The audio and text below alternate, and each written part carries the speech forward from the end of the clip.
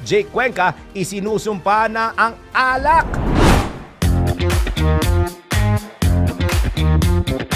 Para sa aking balitang showbiz, nangangako si Jake Cuenca na hindi na niya babalikan pa ang pag-inom ng alak. Ayon sa aktor, isinusumpa na niya ang lasa ng alak na naging karamay niya rin noong inaatake siya ng matinding depression noon. Sinabi pa ni Jake na ngayon umano ay confident siyang sabihin na nakalimutan na niya ang alak at confident na rin siyang sabihin na hindi na siya iinom nito for the rest of his life. Nasa punto na raw siya ng kanyang buhay na nasa tamang daan na siya at ang pagtanggi raw sa alak ang pinaka-right decision na ginawa niya sa buhay.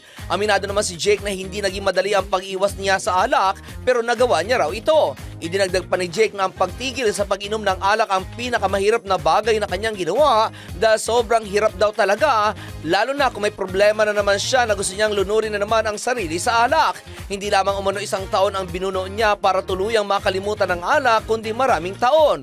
Kailangan lang daw ng pasensya at talagang ipapasa Diyos mo na lang talaga ang proseso para makaalis sa bisyo.